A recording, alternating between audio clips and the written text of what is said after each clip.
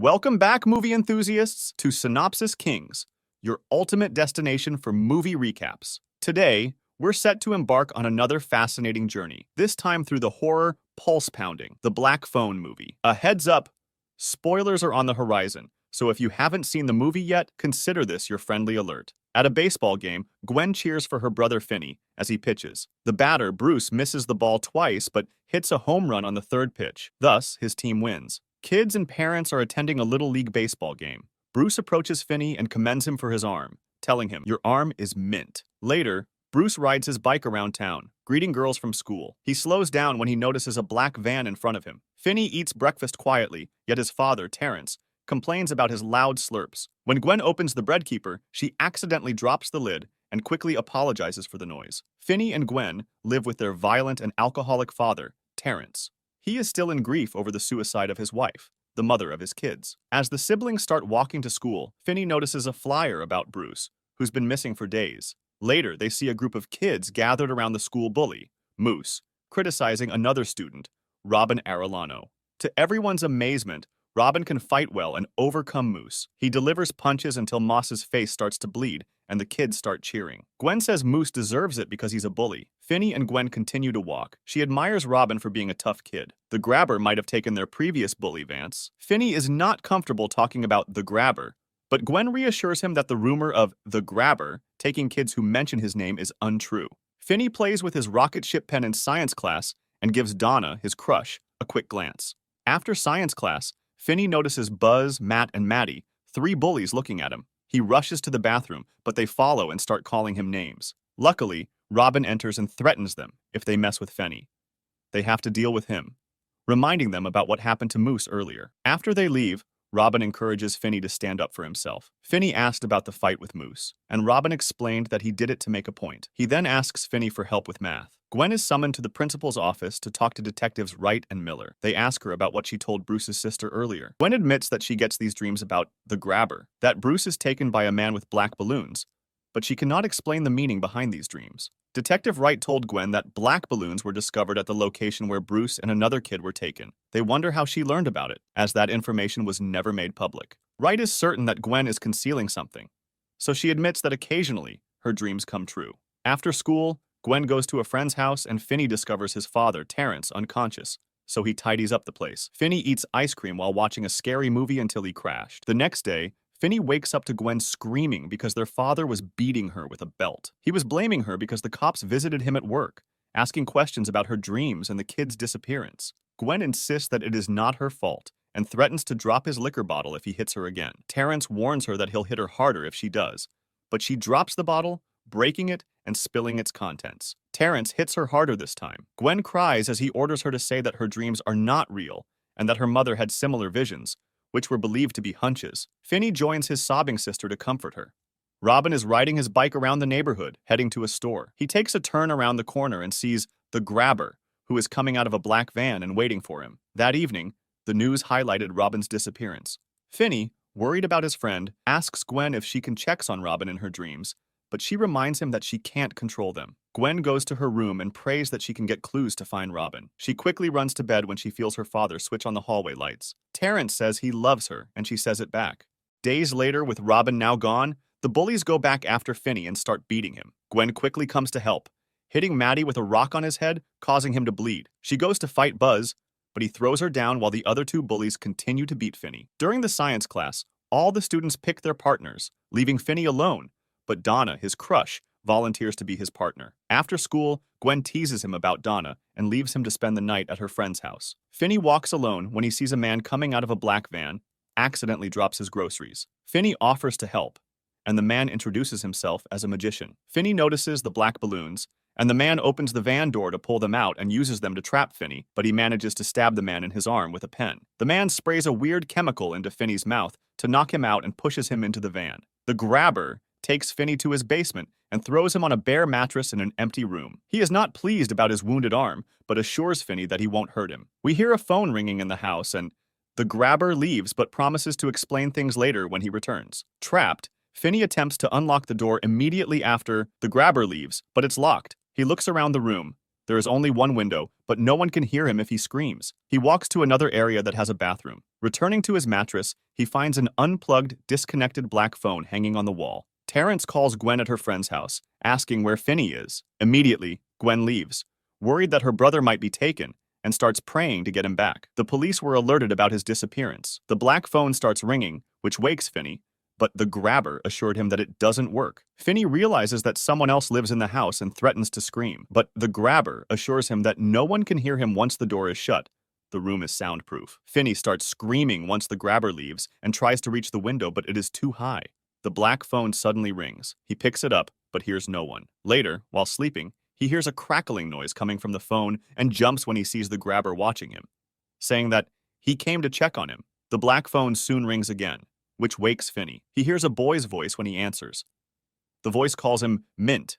Finney is terrified, hangs up and walks away, but the phone rings again and Finney again answers. The voice asks him not to hang up.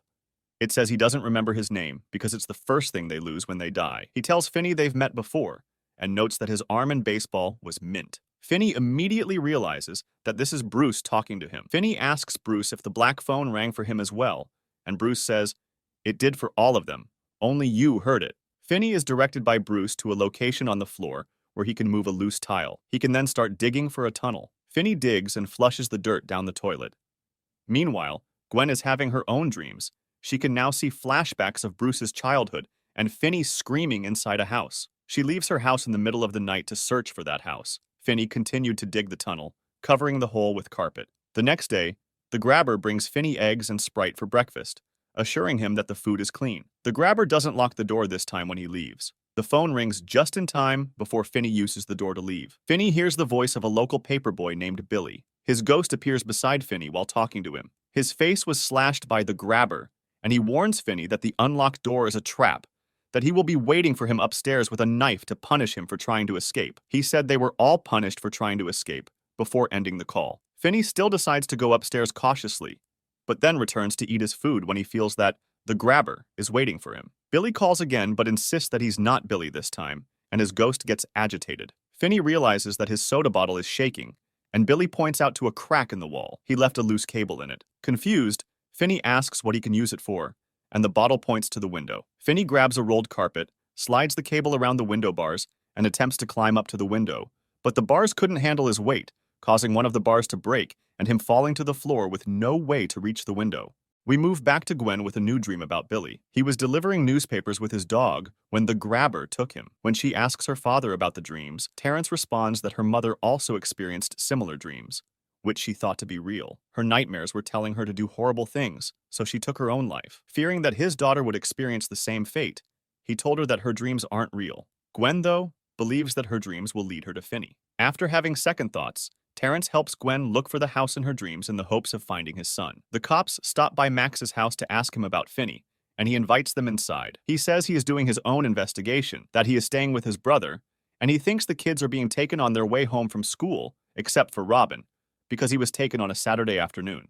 Max's theory is that the kidnapper must have a house with a garage, so he can take the kids inside without being seen. He tells the detectives that the kidnapper must be in a certain neighborhood, but we can see that Miller and Wright aren't interested in his theories. As they leave, Miller points to a white powder on the table and advises Max to clean up before his brother returns. The grabber arrives with food and asks Finney about his name. Finney lies, and the grabber gets mad and throws the food in a newspaper showing his disappearance, explaining that he usually knows their names from the papers, hinting that he already knows his name. The grabber walks out, leaving the door unlocked again, and the phone rings again before Finney approaches it. The grabber is waiting for him upstairs but fights to stay awake waiting for Finney, but the boy gathers the spilled food, eats, and goes to sleep. Finney wakes up to the sound of something dripping.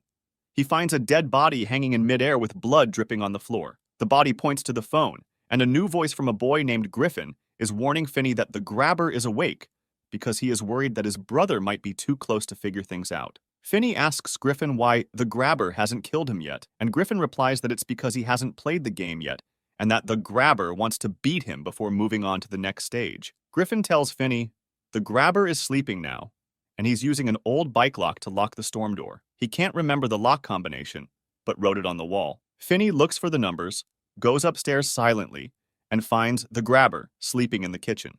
He manages to sneak past him and finally gets the proper combination, But just then, a dog starts barking, waking the grabber. Finney runs outside and the man gets into his van, chases Finney, blocks and tackles Finney to the ground. He then threatens to gut Finney if he dares to make a sound when he sees the neighbors turning on their porch lights. After the lights go off, the grabber knocks on Finney and takes him back to his mattress in the basement. Back to the basement, the phone wakes Finney. This time, Vance Hopper, and a new voice talks to him. Finney remembers him as a school bully. His ghost appears behind Finney and warns him that today might be the day. Gwen, on the other hand, is having a flashback or a dream about Vance at an arcade, fighting two kids when one of them messed his high score. He was arrested shortly after. She sees the police car taking Vance, stopping in front of a house, and she manages to see the house number before waking up. In the basement, Vance tells Finney that there is a storage room on the other side of the wall, but he needs to move the freezer that's blocking it. He asks Finney to break the wall, remove the side of the freezer, and then climb into the storage room. While Finney is grateful for his assistance, Vance's spirit screams that it's all about revenge. His scream echoes in the room, smashing a bottle next to Finney. Finney follows Vance's instructions, breaking the wall until he finds the freezer's side panel. He manages to remove the panel and steps inside the locker room, but the door is locked. Tired, anxious, and desperate, Finney finally breaks down. The phone rings again, and he hears Robin's voice, who can't let him suffer the same fate as the others. Robin tells Finney that now is the time he needs to stand up for himself, encourages him, calls him a fighter, and finally reminds him that he always managed to get up after taking a punch. Robin walks Finney through how to throw a punch. He tells Finney to practice using the phone as a weapon and to fill the phone receiver with dirt to make it heavier as a weapon. He told him this would be the last call, and he urges Finney to use all means to escape. Finney says his goodbyes, hangs up, and, as instructed, fills the receiver with dirt and creates a tripwire using the cable. Gwen rides her bike through the neighborhood to find the house. She sees the ghosts of the grabber's victims, which spook her, making her fall off her bike. She realizes that she is now in front of the house she saw in her dreams. Immediately, she turns back home to call the two detectives, Wright and Miller, who leaves immediately. Max realizes that his brother's house is in the same area where he suspected the grabber might be, that the missing kids might be in the same house. Finney hears the phone creaking, and the lights turn on, so he grabs the receiver, preparing for a fight. Max enters the basement, shocked to find Finney, realizing that his brother was the grabber all along. The grabber comes from behind and kills Max with an axe to the head. Wright and Miller arrive at the house, while Gwen is waiting outside. The grabber is blaming Finney for his brother's death. The grabber holds his axe and calls his dog, who barks at Finney. The police breaks into the house, but it was empty. The grabber leaves his dog near the door and takes a swing with the axe at Finney. He dodges and runs towards the toilet. Utilizing all the help from the ghost kids, he managed to set a trap for the grabber. He ran after Finney, but Finney pulls a cable, making him fall into the hole he dug earlier. The grabber breaks his ankle after it hits the bars from the window. Desperate, Finney starts punching him with the phone, but the grabber manages to grab him. Finney manages to pull the grabber's mask, which surprises him and gives Finney enough time to strangle the grabber with the phone's cord. Suddenly, the phone rings one last time, and Finney sticks the receiver to the grabber's ears, forcing him to hear the voices of his victims mocking him until Finney finally manages to snap his neck. He then goes to grab a steak from the freezer and throws it to distract the dog so he can walk upstairs. An officer notices a hidden door in the basement of the other house. Instead of finding Finney, the police find the bodies of the other boys buried in the dirt. Finney finally manages to unlock the door and walk out of the house into the sun. Gwen sees her brother and runs to hug him after realizing he was held in the house across the street. The police run to help, and Terrence manages to find them and hugs Finney, tearfully begging his kids for forgiveness for how he's treated them. That evening, Wright tells them that the grabber owned both houses across the street. One was used to hold the captives, while the other was used to bury the bodies. Finney finally returns to school, more confident than before. The kids see him as their hero for killing the grabber, including his former bullies. We see him in his science class, sitting beside Donna, and he asks her to call him Finn.